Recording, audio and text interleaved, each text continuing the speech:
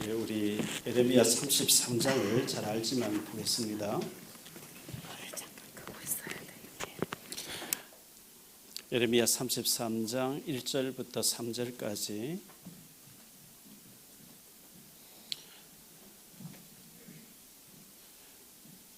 우리 같이 합독하도록 하겠습니다. 에레미야가 아직 시위들에 갇혀 있을 그때에 여호와의 말씀이 그에게 두 번째로 임하니라. 이르시되 이를 행하시는 여호와, 그것을 만들며 성취시키는 여호와, 그 이름을 여호와는 이가 이와 같이 이르시도다. 너는 내게 부르짖으라. 내가 네게 응답하겠고 내가 알지 못하는 크고 은밀한 일을 내게 보이리라. 아멘.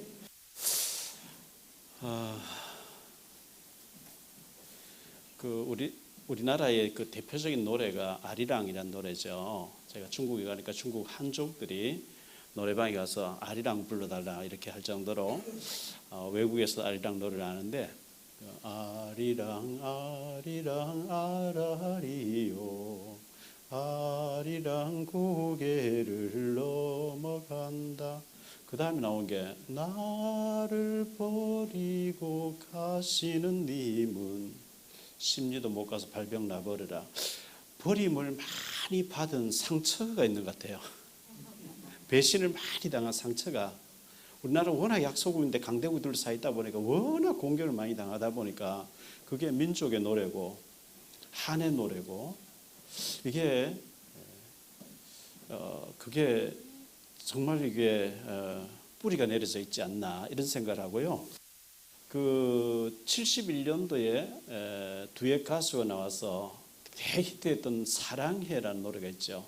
사랑해, 당신을 정말로 사랑해. 당신을 만나고 얼마나 행복한지 눈물을 흘렸다고 이래 나와야 되는데, 당신이 떠나고 난 뒤에 얼마나 눈물을 흘리는지 모르겠다고. 사랑하면은 떠나지 말게 하고 같이 살면서 행복해야 되는데, 살 때는 모르고 떠나보내고 난 뒤에는 그리워서 밤마다 눈물 흘린다고, 이 노래거든요. 사랑하면 가까이서 사랑하며 살고 작품 만들고 멋있게 살아야 되는데, 싸우고 떠나보내고 난 뒤에 밤마다 그리워 우는 노래 사랑해. 71년도에 히트했던 노래 중에 또 갑돌이와 갑순이라는 노래가 있어요. 연세 드신 분 다 알죠. 갑돌이와 갑순이는 한 마을에 살았더래요. 둘이는 서로 사랑을 했더래요. 겉으로는 안 그런 척 했더래요. 그러다가 화가 나서 시집 가버렸대요. 밤마다 달 보면 운대요. 그리워가지고. 그래서 세상 노래들은 다 그런 거예요. 사랑하는데 헤어지고 울고, 후회하면서 울고, 보고 싶어 울고. 우리는 예수 믿으면 그 상처가 치유받아야 되고, 그렇게 하면 안 되고 사랑하면서 작품을 남겨야 되겠죠. 국회 울타리 포럼이라고 하는 교회가 있습니다. 이제 제가 가서 기도회를 인도하고 하는데, 제가 메시지를 하고 나면은 정근모 전 장관님이 간증을 많이 하셨는데요. 그때 참석하신 미국에서 오신 목사님이 그런 얘기를 하더라고요. 미국에서 이제 한국을 보면서 하나님 심정을, 이런 심정이 들었다 하면서 어떤 목사님이 얘기하더라고요. 저 북한에 또라이가 하나 있는데 저 손을 봐야 되겠는데, 북한에 또라이를 먼저 손을 봐야 되느냐, 한국에 타락한 목사 먼저 손 봐야 되느냐, 이렇게 얘기하면서 한국의 목사부터 손 볼 것 같다고 이렇게 얘기하는 거예요. 제가 그 얘기 들으면서 참 나도 하나님 정말 그 하나님 앞에 굉장히 기도하면서 하나님의 심판의 대상이 아니라 축복의 대상이 되도록 해야 되겠다, 이런 생각을 많이 하게 됐습니다. 그 정근모 전 장관님이 천재 아닙니까? 천재거든요. 초등학교 졸업하고 중학교 가니까 배울 게 없어가지고 검정고시에서 바로 중학교 고등학교 검정고시에서 서울대학 가서 서울대학교에 그 18살에 서울대학교하고 미국에 가서 23살에 교수가 되고 박사가 되는 어마어마한 천재거든요. 박정희 전 대통령이 그 당신의 그 원자력 핵을 만들 수 있는 그 기능을 가지고 국내에 와서 조국을 위해 서라 이래가 들어왔던 사람이잖아요. 그분이 얘기하기를 하와이 가면 열방대학교가 있대요. 열방대학에서 전 세계 언어와 문화, 글씨를 다 조사를 했는데 한글이 세계에서 가장 뛰어나대요. 600년 전에 하나님이 세종대왕에게 한글을 창제하도록 만들어가지고 한국의 국력이 딸려서 그렇지 한글이 가장 위대하다고.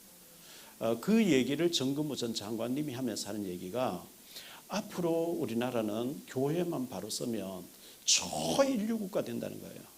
할렐루야. 그렇게 돼야 될 것 같아요. 왜 그러냐 하니까 우리 한국 사람들은 복음에 대한 열정이 있어요. 일본 아무리 가봐도 복음의 열정이 없어요. 중국 하나님 강대국 만들어 놓고 항상 복음 전하도록 하셨는데 영국이 1900년도에 미국이 2000년도에 그래서 앞으로 중국이 지금 2위인데 중국은 교회를 박해하기 때문에 아니고 일본도 박해하기 때문에 아니고 일본은 완전 타락 문화이기 때문에 안 되고 하나님 우리 한국을 통해서 세계 선교하게 하실 줄 믿습니다. 아까 우리 자매님이 북한에서 신앙생활했다 이렇게 얘기했는데요. 우리 예전에 우리 어르신 목사님 다 아시겠죠? 추성웅이라고 하는 탤런트가 있었어요. 만능 엔터테인먼트의 추성웅, 똑순이 아빠, 유명했죠 그때 드라마. 그 딸 되는 추상미 집사가 저 연예인들 방송인들 예배드리는데 와서 간증을 몇 년 전에 하셨는데요.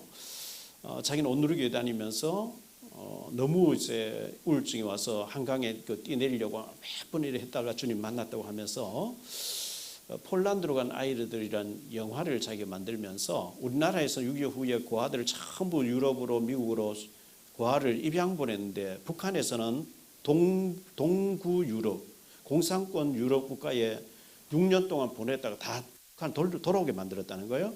폴란드로 간 아이가 하나 어린 아이가 죽어서 묘비가 되어 있는데 폴란드에 있는 기사가 그곳을 개발할 때 동양의 아이가 묘비가 있어서 그 개발이 지연되고 있다는 걸 알고 그걸 파헤쳐가 뿌리를 파고 들어가서 어떻게 동양의 아이가 어린 아이인데 죽었는지 그 해서 알고 보니 북한에서 왔던 아이였다는 것을 책으로 냈는데 그걸 이제 영화화했던 분이 추상미 집사였죠.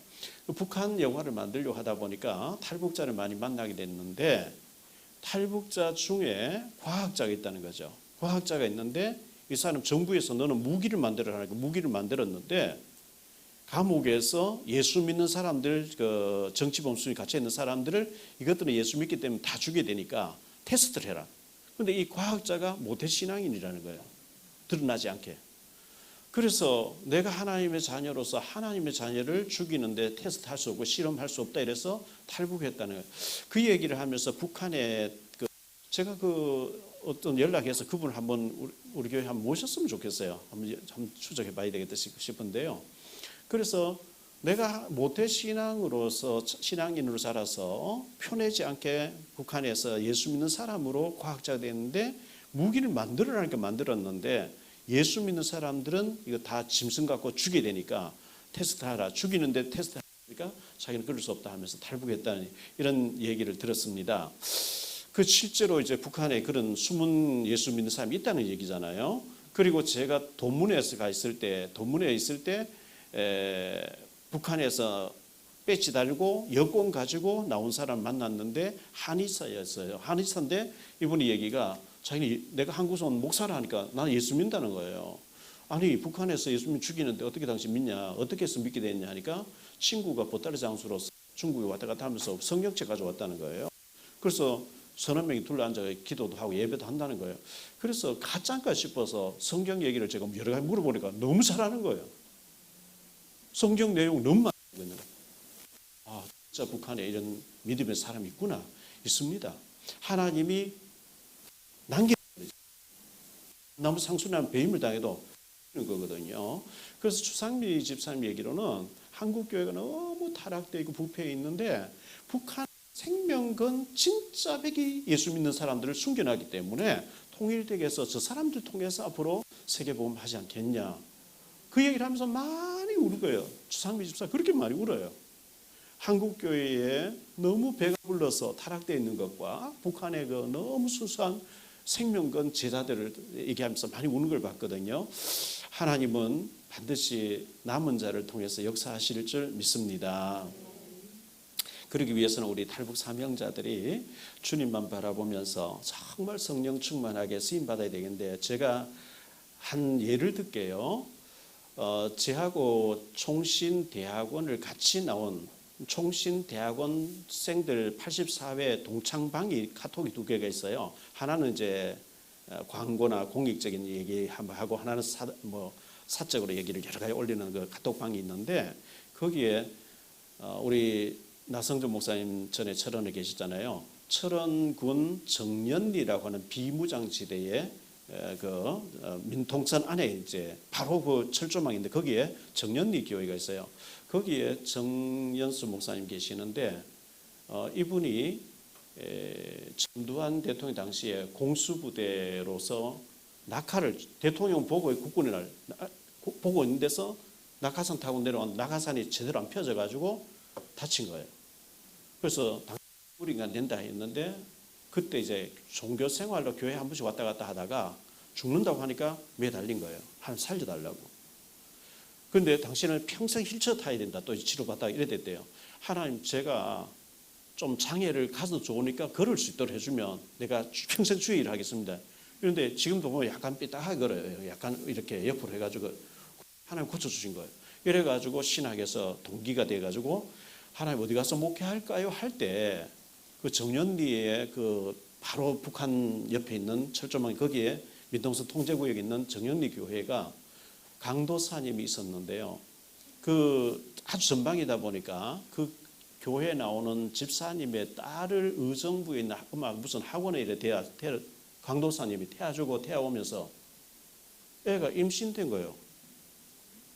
중학생이니까 상상 못할 일이죠. 그냥 있었는데 애가 7개월, 8개월 되니까 이제 배가 일어 나오니까 알게 된 거예요. 강도사가 태워주면서 임신시킨 거예요. 부인도 있고 애도 있는데. 그러니까 그 시골 마을에 막 교회 불살라 버린다 난리 난 거예요. 애는 뭐 이제 애 지울 수 없는 8개월쯤 돼버리니까 결국 애를 낳고, 그 강도사는 제명당하고 목회 못하게 됐고, 교회인들 뭐 10몇 명 있다 다 떠나버리고 한 명 남았어요. 한 명 남은 교회를 천주교가 산다는 얘기 듣고, 교회가 천주교 되면 되겠냐, 내가 거기 가서 목회하겠다 하고 제 동창 정 목사님이 거기 간 거예요. 가서 열심히 기도하고 엎드려 기도하고 농사진 데 가서 도와주고 고추 심는 데 도와주고 이래가지고 전도를 했는데요. 여러분, 정년리 교회 치고 들어가면 딱 나옵니다. 방송 나도 나옵니다. 얼마나 전도를 많이 했는지요. 이웃 동네에 다 와가지고요. 교회가 지금 굉장히 부흥되어 있어요. 전 성도들이 성지순례 해마다 갔다 올 정도로요. 그렇게 되어 있어요. 그런데 우리가 전에 남 목사님과 같이 판문점 지역을 돌리면서 판문점 교회에 제가 책을 하나 갖다 놨더니만은, 우리 교회에서 미자리 교회에서 세미나한다니까 판문점 교회 목사님이 오신 거예요. 나이는 저하고 같은데 저보다 세 후배더라고요. 판문점 교회는 그 대성리에 바로 북한 마주보고 있고, 판문점 교회라고 하는 특성 때문에 연말 되면은 유명한 연예인들 많이 불러서 판문점 음악 콘서트를 하는데, 유명한 가수들과 유명한 목사님들이 총동원되고 별들이 총동되고 막 이 이벤트를 많이 하는 거예요. 이벤트를. 그래서 이 목사님 우리 교회 와서 간증도 하고 뭐 이렇게 설교도 하고 이랬는데요. 몇 번 저희한테 전화 왔어요. 연말 되면 목사님 내년에 후원 좀 해주십시오. 매달 얼마씩 받아주십시오. 그런데 이분하고 얘기를 해보면 너무 후원 받는데 머리가 발달되어 있는 거예요. 주님 안 바라봐요. 큰 교회 다니면서 나는 판문점 교회니까 도와달라. 그래서 제가 못 도와준다 그랬어요. 왜? 딱 보니까 그쪽으로 너무 발달되어 있어요. 그런데 교회가 안 되는 거예요. 기도하지 않고 계속 돌아다니면서 후원자를 만드니까 하나님 축복할 이유가 없잖아요. 그 교회보다 더 악한 정년리 교회인데 엎드려 기도하니까 얼마나 부흥이 돼서 방송이 됐다. 우리 탈북 사명자들과 신학생들과 사역자들은 꼭 명심하셔야 돼요. 엎드려 기도하면 안 될 것 같은데 거기는 계속 어마어마한 부흥과 역사, 그 꼴짝에서 그 아픔의 상처 가진 교회가 큰 역사가 일어났어요. 근데 너무 막 그 이벤트하고 막 머리 쓰고 쫓아다니면서 후원자만 교회가 안 되는 거 있죠. 안 되지. 잔머리 쓰는데 누가 되겠어요?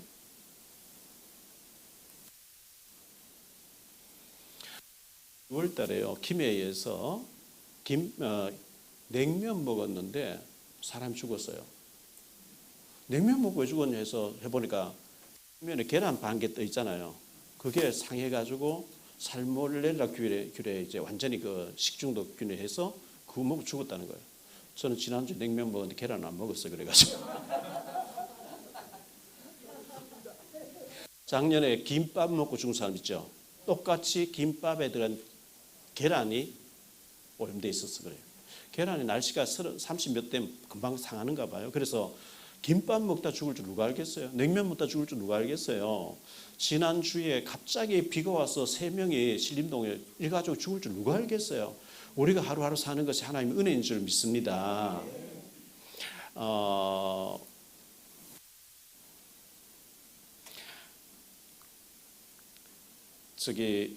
우리 교회 집사님 아이가 중학생인데 주먹질하고 돈 뺏고 뭐 이래가지고요.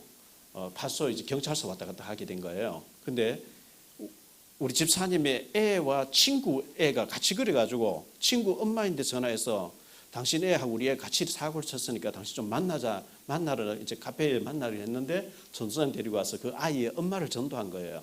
그 엄마가 이제 교회를 나오게 됐는데 합수훈련도 받고 이제 나오게 됐는데 이 엄마 되는 사람 키도 크고 잘생긴 여자분이에요.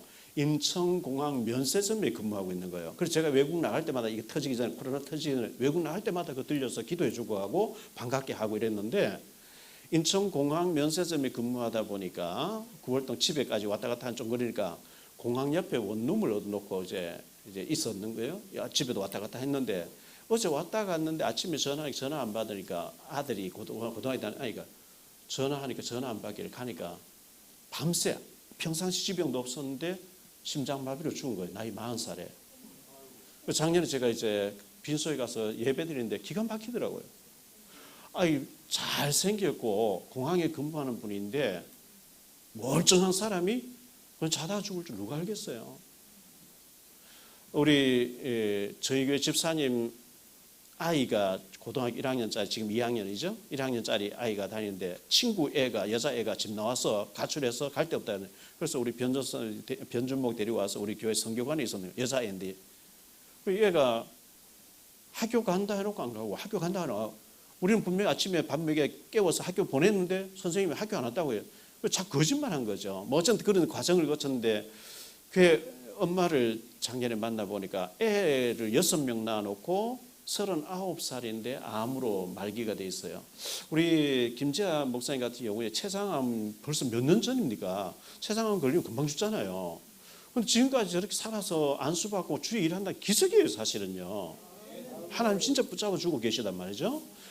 그런데 이제 그 아이 6명을 남겨놓은 자매가 이제 우리 교회를 막 욕하고 친구인데 물어보니까 안 좋은 교회다 이렇게 소문났다 하고 막 그랬는데 애를 낳아놓고 안 돌보고 애는 집 나와서 그런 상황에서 그런데 이제 그때 이제 병원에서 영접했는데 2주 전, 3주 전에 천국 갔죠.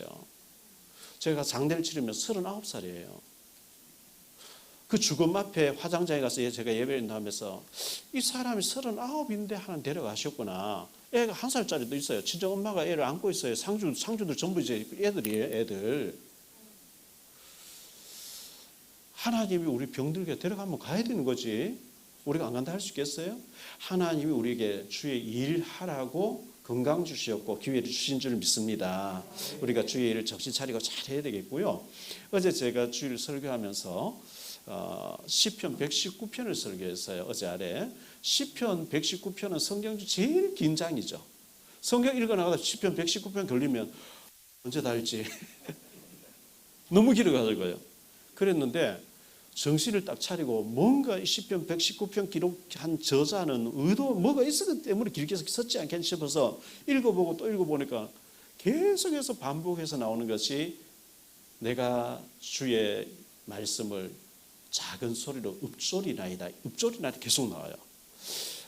그 읊조린다는 말의 원어의 뜻이요, 하가라는 히브리어예요. 하가가 뭐냐 하니까 묵상이라고 번역, 우리 성경에는 묵상이라고 번역되어 있어요. 묵상인데 세상 사람은 명상이라 그러죠. 명상하는데 우리는 묵상 많이 눈 감고 속으로 생각하는 게 묵상이 아니고, 원어의 뜻은 작은 소리로 중얼거리면서 반복해서 읊조리는 것을 묵상이라 그래요.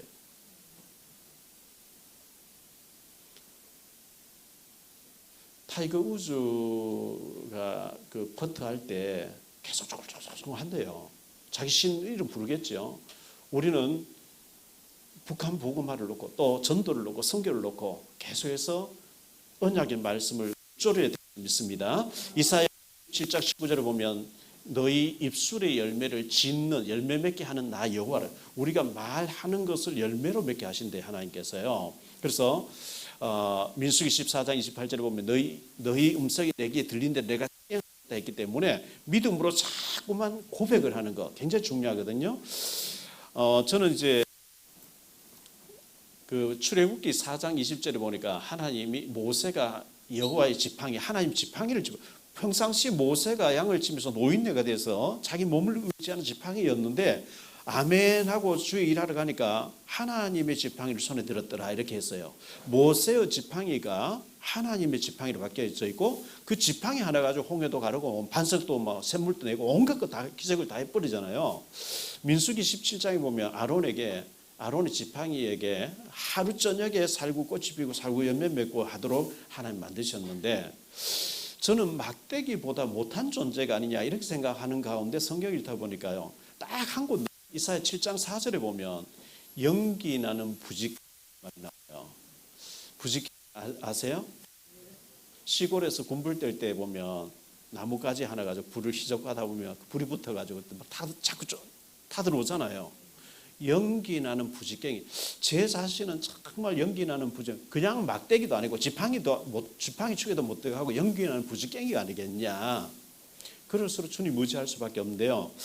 그 이사야 7장 4절에 연기 나는 부직갱이 얘기할 때 어떻게 말씀하냐. 아람이 에브라임 북이스라엘을 손잡고 남조 유다를 치러 들어오는데 아람 때문에 너무 무서워하니까 하나님께서 그 아람이 연기나는 부직갱이다 하나님 이렇게 얘기하시는 거예요.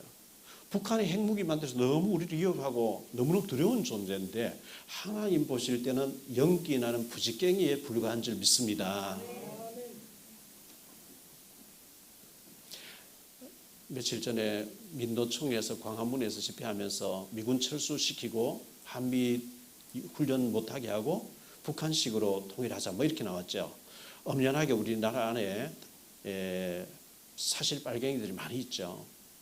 참 우리가 나라를 위해서 기도해야 되고, 아까도 우리 총회장 목사님이 우리의 소원은 통일이라 했는데 원래 우리의 소원은 통일이 아니고요, 독립이었어요. 우리가 일제에 압력 당할 때 우리의 소원은 독립, 꿈에도 소원은 독립 해방되니까 8.15 해방되니까 통일로 바꾼 거거든요. 우리가 통일도 소원이어야 되지만 전도를 소원으로 삼으시기 바랍니다. 우리의 소원은 전도, 꿈에도 소원은 전도. 전도를 계속하면 통일이 빨라집니다. 제가 그 친구 이원희 선교사가 홍콩에 있는데요. 홍콩에 있는 이원희 선교사가 지금부터 한 15년 전쯤 될 거예요. 계속해서 저보고 홍콩에 와서 전도 신학을 강의해달래요. 그래서 저는 홍콩 갈 게 아니에요. 홍콩 가거나 일본 가면 대우를 잘 받아요. 좋은 호텔에다가 좋은 음식에다가 막 사례까지 주면서. 그런데 제가 그 일본 가거나 홍콩 갈 시간에 국경지대 가서 탈북자를 더 만나야지, 내가 받은 사명은 북한인데 홍콩 가 있으면 되겠냐? 일본 가 있으면 되겠냐? 그래서 일본도 끊어버리고 홍콩도 끊어버리고 계속 국경지 다니는데 해마다 전화 와서 들어올 거야 안 들어올 거야 계속 하니까 몇 년 동안 거절하다가 너무 얘기하니까 이것도 교만이다 싶어서 할 수 없이 간 거예요. 이제 홍콩 가서 강의하고 심천지교에 가서 강의해달라. 심천지교에 가서 만난 사람이 김남옥 장로님이에요. 조선족 장로님이 계시는 거예요. 그래가지고 이분이 이제 지사장으로 해서 그분이 이제 거기서 심천에서 만났는데, 목사님 단동은 지교 안 합니까? 이래요. 단동 놓고 기도 문이 안 열려서 지금 못 하고 있다니까. 지금 조선족 2명 적어주는. 그래서 전화하니까 당장 들어오래요. 이래가지고 제가 이제 단동에 가게 됐거든요. 갔는데 그때 만나신 사람이 처음으로 단동에 식사하면서 영접시킨 사람 변문길이라고 하는 이 부부인데, 이분들이 RTS에 와서 한 10여 년 일했죠. 마침 조선족 부부를 구한다 이래가 거기서 장로 됐잖아요. 우리 RTS 교회에서 장로 됐어요. 권사 됐어요. 어쨌든 그래가지고 단동에 지교회가 세워지게 됐는데요. 제가 한 18년, 19년, 뭐 20년 전쯤 몇 번 이제 러시아 옴스크라고 하는 그 시베리아 거기에 합숙훈련하러 갔는데, 그때 갔을 때 그 미국에서 LA 은혜교회에서 파송된 조선족 그 제미 교포 목사님이 러시아 사람 상대로 교회를 하고 있는데 조선족 네 분이 거기 이제 있는 거예요. 이분 보니까 길거리에서 동태 같은 거 팔고 있는데 공안에 와서 신분증 보자하고 신분증 가버린 거예요. 따라가서 달라도 안 줘. 돈을 가지고 와서 가면 돈 찔러주면 공안이 또 돈 이거 패스포드 내주고 하는 거예요. 그래서 제가 그 광경을 지켜보고 목사님 오셨는데 한번 식사라도 대접하고 싶습니다. 그래서 식사 초대받아 집에 가보니까 아무것도 없고 판이 상이 없으니까 신문지 하나 깔아놓고 밥을 이제 주는 거예요. 그래서 제가 이제 그 모습 보면서 왜 이렇게 힘들게 사냐 하니까, 그래도 연길에서 중국 돈으로 1,000위안밖에 못 버는 여기서 뛰면서도 3,000위안 번대요. 그래서 이래 살지 말고 중국 나와서 훈련받고 주의 했더니만 1년 지나니까 연락 온 거예요. 목사님 옴스크에서 봤던 사람인데요. 지금 제가 중국에 들어왔으니까 저를 훈련시켜서 목사 좀 되게 신학 좀 보내달라. 그래가지고 북경신학교에 보내가지고 목사된 우리 조선족 엄철호 목사 김미자 사모가 지금 단동에서 목회를 하고 있고, 지난주에도 장로 세우고 뭐 이렇게 숨어서 했다고 연락을 받았습니다.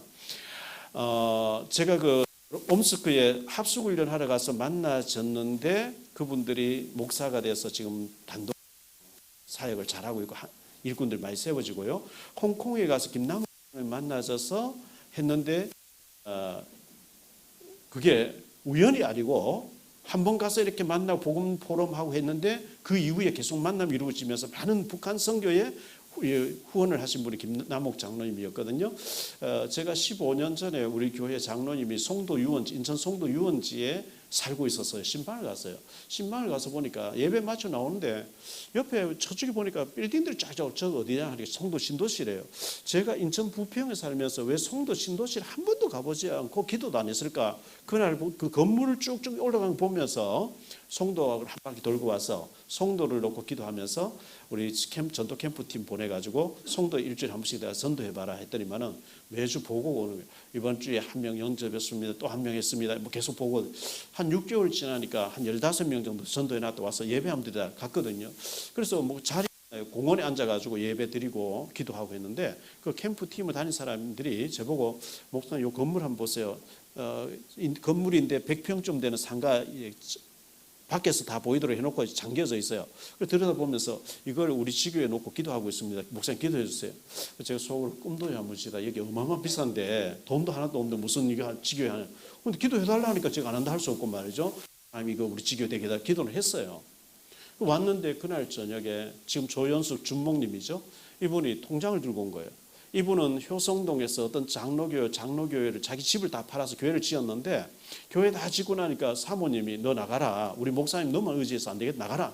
이래가지고 이분이 굉장히 갈등하고 있는 가운데 자기는 선교하고 싶은데 선교하는 교회를 찾는다고 하니까 그 교회에 있다 나가신 분이 지금 안양동부교회가 계신 권사님인데요. 사랑의 교회가 북한 선교한다 하니까 진짜 이 교회가 북한 선교하는 교회 맞습니까? 확인하러 온 거예요. 저에서 그때는 집사님이었어요. 북한 선교한다 하니까 이분이 오셔가지고 전도 캠프팀 따라가 봤는데 한 명 기가 막히게 성령님의 역사로 자기 봤기 때문에 통장에 1억 들었는데 이거는 송도 지교회 한 대만 써달라 이렇게 얘기한 거예요. 그래서 한 2억도 못해가지고 100여 평을 그때 분양을 받았거든요. 그게 지금 10억 넘게 가고 송도에 지금은 한 100여 명의 어른들 모이고 애들이 많이 모이는데 장소가 없어서 또 이제 교육관을 지난주에 얻어가지고 지금 변준목 그쪽에서 많이 활동하고 있죠. 우리 탈북자 노년 지교에 세워놓고 이제 목요일마다 우리 윤예진 성교사님 운전하고 제가 이제 탈북자 만나러 양육하러 목요일 가는데 작년 12월 달이었어요. 계속 전화 받더라고요. 성교사님이. 원래는 왜 김장을 안 줍니까? 탈북자들이요.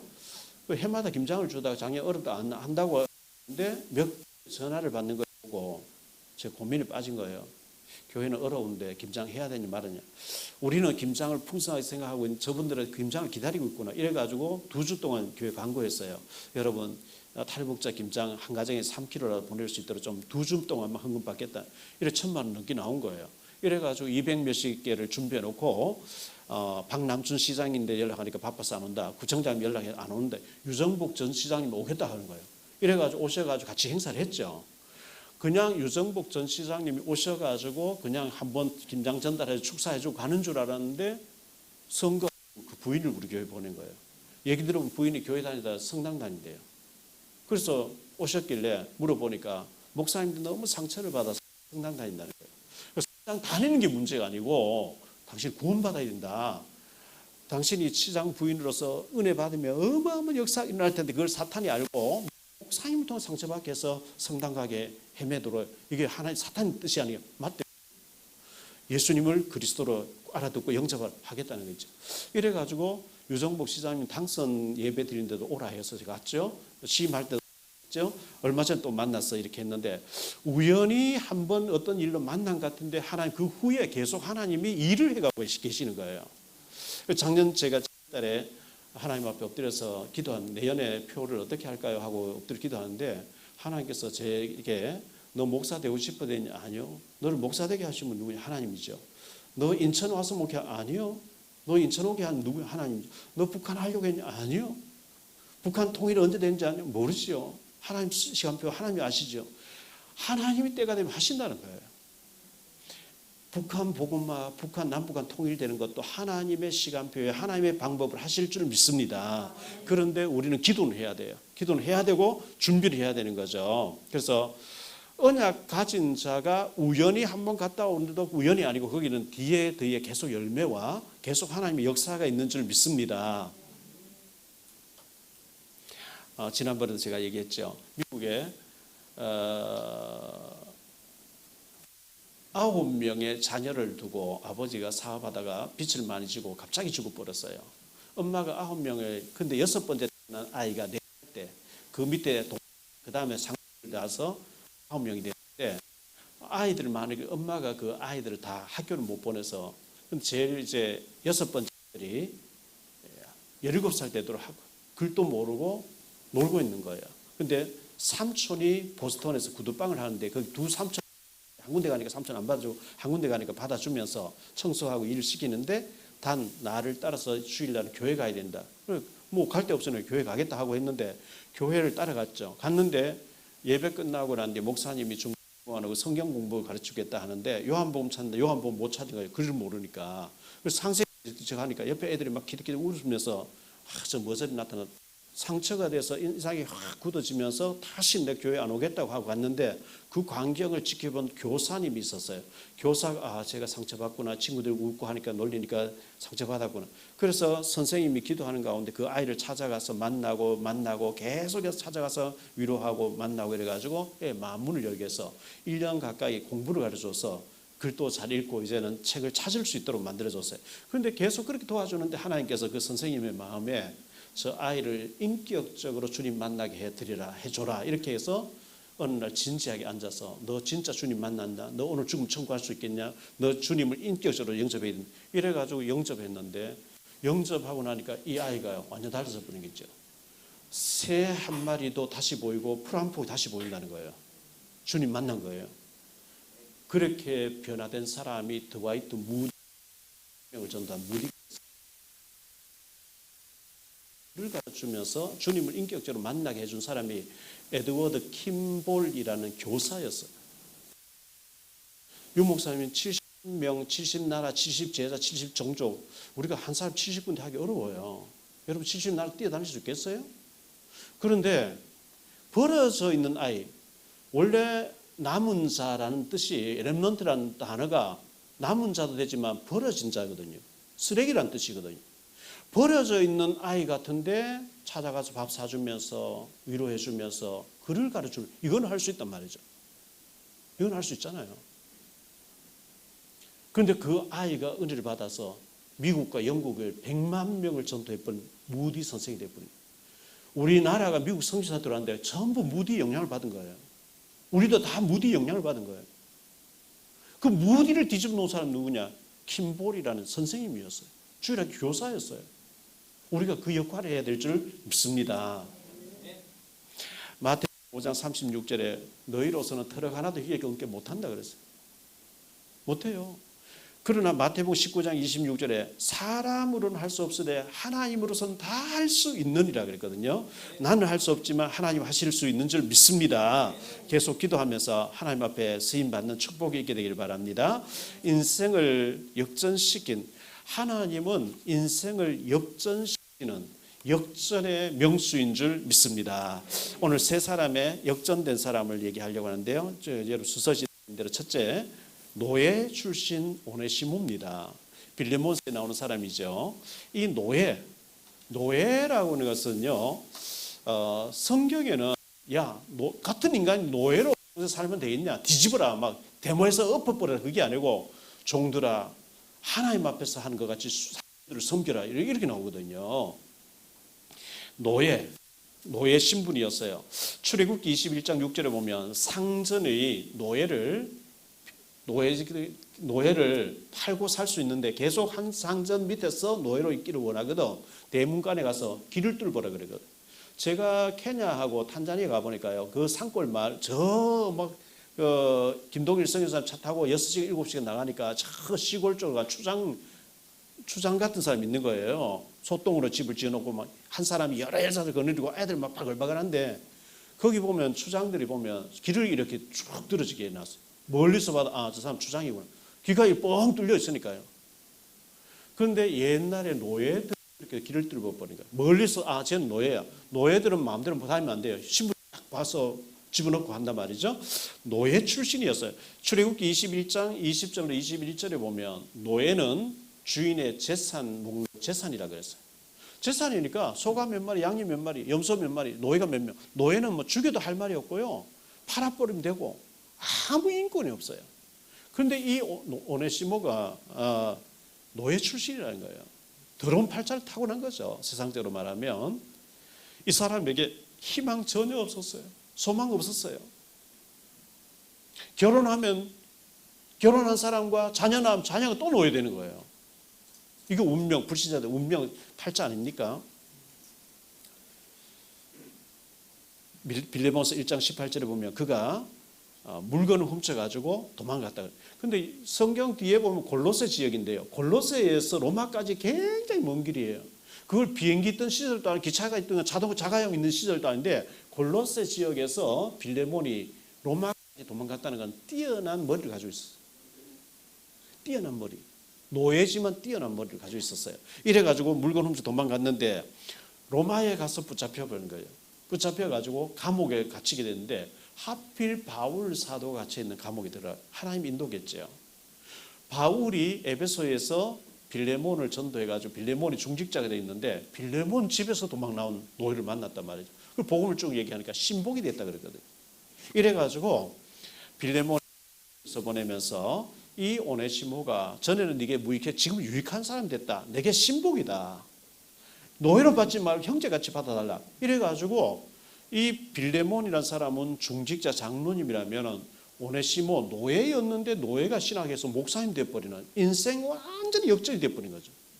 이 복음 안에서만 가능하니 복음 밖에 절대로 불가능한 일이에요.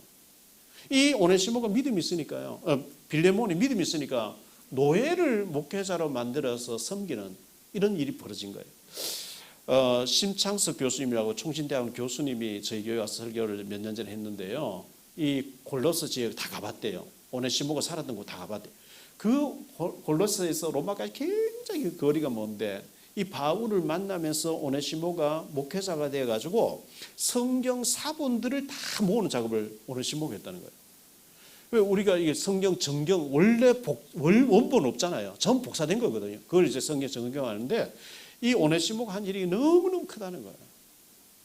어쨌든 이 오네시모가 노예 출신으로서 소망 아무것도 없고 지판사판으로 막 여기서 비참해 사느니 물건 도망갔는데, 바울을 만나지면서 목회자 돼서 인생이 완전히 역전된 사람이었습니다. 두 번째로 기생 라합이 있습니다.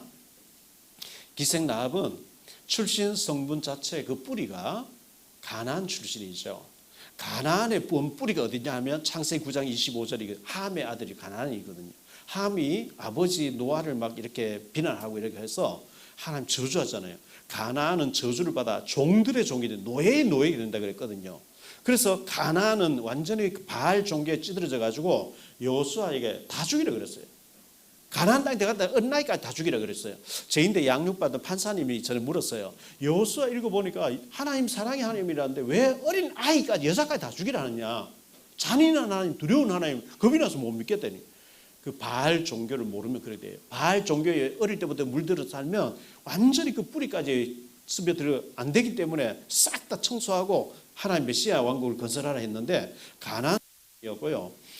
이 여호수아 2장 8절로 11절에 보면 여호수아가 2명의 정탐꾼을 특사를 보냈죠. 그 정탐꾼을 보낼 때 아무나 보내겠습니까?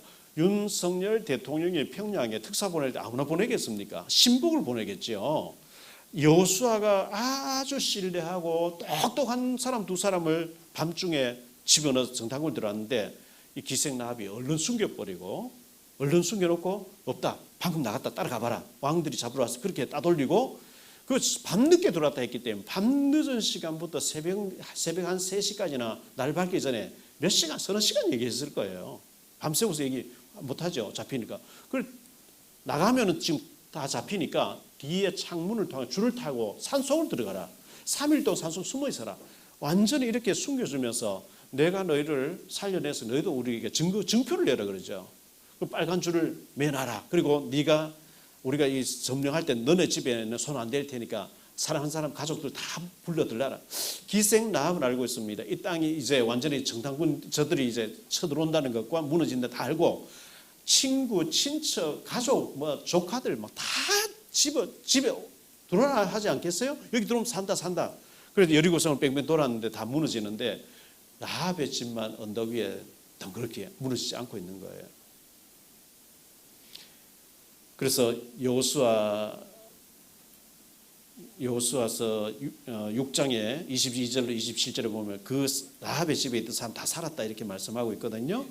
그런데 그 2명의 정탐꾼 중에 한 명의 이름이 살몬이었어요. 살몬하고 기생 라합하고 눈이 맞아가지고 가정을 이루어요. 보아스라는 인물이 나오죠. 마태복음 1장 5절에 이 라합이 예수님의 조상으로 나옵니다. 히브리서 11장 31절에 믿음의 조상으로 나오고요.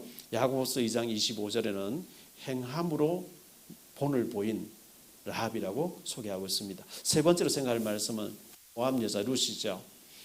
엘리멜렉과 나오미가 말론과 기론 데리고 기근 들어가지고 베들레헴 마을에서 저 모압 땅으로 이민을 갔는데 거기서 엘리멜렉이 죽게 되고 아들 둘을 말론과 기론을 얼른 결혼시켜서 룻하고 오르바를 며느리로 받는데 아들들이 또 죽는 거예요.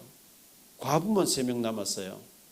그래서 나오미가 자부 2명에게 너희들은 친정으로 돌아와서 재혼해서 잘 살아라. 나는 고향으로 돌아가야 되겠다. 그때 오르바는 어머니 잘 가세요. 인사하고 돌아갔는데 룻이 그 시집 와서 시아버지는 이미 죽었고 남편 죽고 시동생 죽는 과정에서 아픔을 겪으면서 복음을 받은 거예요. 복음 받고 보니까 내가 친정으로 돌아가서 불신자가 결혼해서 우상 숭배하면서 살 수 없다 이래가지고 시어머니 나오미를 따라서 어머니가 가시는 곳 나도 가겠고 어머니가 섬기는 하나님 나도 섬기겠고 어머니 백성 나의 백성 죽으면 헤어지지 않겠습니다 하고 따라왔는데 보아스를 만났어요. 룻기서 2장 3절에 보면 어머니 좀 쉬고 계세요. 제가 가서 이삭 밭에 가서 이삭을 좀 주워 먹을 게 없으니까 이삭 주워 오겠다. 우연히 갔는데 보아스의 밭에 이르렀더라. 결단하고 나니까 우연히 가도 하나님 성령 인도가 되는 거예요. 그래 가서 이삭을 주워왔고 보아스하고 만나져 가지고 보아스와 결혼해서 다윗 오벳 2세 다윗을 낳게 되는 정조모가 되어지는 아주 믿음의 영웅이 되어지는 복음의 명가를 이루는 것을 보게 됩니다. 무엇으로 우리가 인생 역전시킬 수 있겠습니까? 복음만이 인생 역전시킬 줄 믿습니다. 결론적으로요. 여러분의 주어진 환경이 정말 막 절망적이고 소망이 없고 그렇습니까? 마태복음 11장 12절에 천국은 믿음으로 침노하는 자가 차지한다, 빼앗는다, 차지한다 이렇게 돼 있어요. 제가 저희 교회 다음 주쯤 설교하려고 생각하고 있는데요. 우리가 예스더서를 너무나 잘 알고 있잖아요. 예스더가 죽으면 죽으리라고 왕 앞에 나갔는데 살게 상황을 완전 뒤집어 버리잖아요. 그런데 예스더서 9장에 보면 25절하고 또 한 군데, 두 군데 그리 나와요. 에스더가 나아감으로 역사가 일어났다 이 말이 나와요.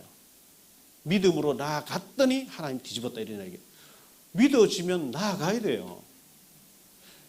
요단에 들어가니까 갈라지는 거예요. 여리고 도니까 무너지는 거예요. 갑돌이와 갑순이가 사랑을 하는데 속으로만 생각했대요. 전도해야 되는 제자 삼아야 된다 속으로만 생각하고 행동은 안 해. 그러면 안 돼. 믿음으로 갔더니 하나님 뒤집더라 이랬거든. 천국은 믿음으로 침노하는 자가 빼앗는다 그랬어요. 두 번째로 인생 역전시키도록 기도하세요. 고린도후서 5장 17절에 보면 누구든지 그리스도 안에 있으면 새로운 피조물이 이전 것은 지나가서 보라 새 것이 되었다 그러죠. 옛 생각에 잡혀있지 마세요. 난 북한에서 뭐 어려운 그거는 과거죠. 그리스도는 고린도서 1장 27절 28절 없는 자, 천한 자, 멸시반 자 뒤집어 가지고 전문가를 쓴다 그랬잖아요. 그리고 여러분은 인생 작품을 남기도록 하세요. 내가 남기려고 하는 게 아니고 은혜 계속 받고 있으면 그렇게 되게 하실 줄 믿습니다. 제가 한 말씀만 더 드리고 마칠게요. 1853년 지금부터 200년 전이에요. 영국에 사는 유대인이 있었어요. 그 영국에 사는 유대인 많이 있고요. 제가 나이지리아에 합숙훈련하러 한 20년 전에 간 적이 있는데요. 나이지리아 아프리카 아닙니까? 거기에도 그 까만 사람들 사이에 유대인들이 많이 있는 거예요. 그 비행기에 내렸는데 이 못 산 나라다 보니까 수속 2시간 정도 안 보내주는 거예요. 그 쭉 서가지고 비행기도 자주 안 오고. 그런데 거기 비행기 내린 나이지리아 사는 유대인들은요. 유대인들 보면 여기 모자 하나 딱 쓰고 턱시도가 있고요.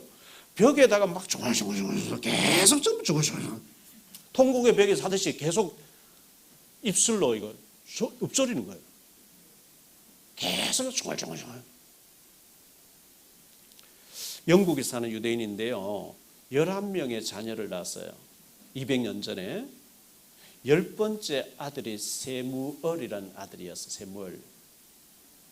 근데 이 세무얼이 고등학교 졸업하게 됐는데 아빠가 이래 보니까 머리는 참 좋은데 친교도 있고 사귀기도 잘하고 깨도 있는데 공부 성적은 안 좋은 거예요. 그래서 너는 대학 하지 말고 너는 사업에 들 것 같다. 아버지가요. 아들 보고 이렇게 얘기하면서 18살 된 고등학교 졸업하는 세무얼에게 8개 나라 여행권을 끊어줘요.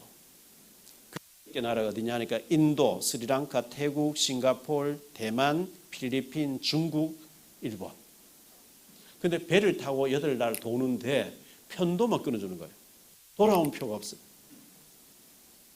편도만 끊어주면서 너는 앞으로 아무래도 무역해야 될 거 같고 사업해야 될 것 같으니까 8개 나라 가서 관광만 하지 말고 뭔 사업 할까 하고 생각해보고 와라. 돌아오는 표는 없어. 네가 알바라든 뭐를 하든 네가 알아서 해서 돌아와라. 이렇게 해서 18살 세무엘이 다 8개 나라 마지막 요코하마 항에 내려서 돈도 이제 다 떨어졌어요. 5파운드밖에 안 남았어요. 우리 돈 한 5만 남았을까요? 그래서 그 요코하마 그 항구에 내려가지고 쇼란이라고 하는 그 해안 지역의 빈집, 판잣집 빈집에 들어가서 며칠 있으면서 뭘 하지 이렇게 하고 돈도 없고 이제 어떡하지 이렇게 하는데 여자들이 바닷가에서 조개 껍질 캐고 버리는 조개 껍질이 쫙 있는 걸 보면서 조개 껍질을 가지고 상품화를 만들면 어떻겠냐 이렇게 생각해가지고 단추 구멍을 뚫어서 조개 껍질로 된 여자들의 옷에 고급 옷에 단추를 만드는 거 하고 조개 껍질 가지고 브러치를 여자들 장식품으로 만들어 가지고 아버지한테 보냈는데요. 그 아버지가 골동품 상에 변두리에서 골동품 상에 있는데 처음 보는 조개 껍질로 된 단추와 옷에 장식품 하니까 불티나게 팔린다는 거예요. 아들아 이게 너무 잘 팔린다. 더 해보내라. 이래가지고 계속해서 재미를 본 거예요. 이래가지고 23살 때 요코하마에다가 세무엘 상회를 만들고 동생 셈을 데리고 사업을 같이 했는데, 그때 일본이 나무를 가지고 난방을 하고 하다가 석유가 막 개발된다는 알고 미국의 록펠러가 막 석유로 하고 있는데, 이 세무엘이 극동 지역에 러시아 가서 석유를 가지고 와서 일본에 막 판매하는데, 러시아에서는 외국으로 못 싣고 간다 이렇게 하니까 아예 석유 탐사선을, 석유 그 유조선을 만들어 가지고요, 네덜란드의 영을 받고 그 지배를 받고 인도네시아에 가서 석유 탐사선을 뚫었는데 이게 성공이 된 거예요. 이래 가지고 인도네시아에서 석유를 뽑아내면서 석유 그 시나르 유조선을 수에즈 문화를 다니는 그 당시에 다니는 게 69척이었다는데 65척이 세무엘의 배였다고 합니다. 이래 가지고 그 성공을 이루게 되죠. 그래서 미국에는 록펠러고, 그리고 이 유럽과 극동 지역에는 쉘이라고 하는 세무엘이 세운 석유 회사가 쉘이라고 하는 건데, 우리는 SK 주유소 지만 쉘에는 보면 항상 조개 껍질에 쉘이라고 써 있어요. 유명한 세계 재벌이 됐죠. 이래 가지고 이 사람이 1891년에 런던 시의원으로 나와가지고 당선됐고요. 그다음 1902년도에는 49세 나이로 런던 시장이 되어가지고, 그의 아버지가 이 공부를 잘 못하는 이 세무엘에게 너는 공부에는 특기가 없는 것 같다. 근데 너는 아주 잘 돌아가고 친화력 있고 하니 넌 사업을 해야 될 것 같다. 8개 나라 여행권을 끊어주면서 오는 표를 안 주고 돌아오는 건 네가 알바해서 만들어서 와야 된다. 가는 데마다 어떻게 돈 벌 것인가 생각해봐라. 이런데 재벌이 된 거예요. 세계적인 재벌이 된 거죠. 우리는 뭐 그렇게는 못하지만 우리에게는 배경이 보좌의 배경이고 주님이 함께 하시고, 나는 북한에서 왔기 때문에 가난해야 되고, 아닙니다. 나는 축복받을 것이고 응답받을 것이고 나의 인생 작품을, 인생 역전을 만들 것이고 복음을 전해가지고 정말 작품을 남기는 사람 되겠다 기도하셔서, 하나님은 역전의 명수고 뒤집는 명수입니다. 하나님 의지하고 그리스도 이름으로 여러분의 인생이 정말 한국 사람도 부러워할 수 있는 정말 시대적인 응답받는 축복된 사역자가 되시기를 예수 이름으로 축원합니다. 기도하겠습니다. 주님 감사합니다. 우리 북성 기도회를 할 수 있도록 은혜를 주시고, 세상으로 잘 사는 길로, 세상의 화려한 길로 빠지는 길이 얼마든지 있는데 모든 것 버려두고 북한을 가슴에 안고 목회자가 되어서 북한을 복음화하겠다고 이 언약의 길로 들어온 우리 사명자들, 주님이 너무나 귀하게 보실 줄로 믿습니다.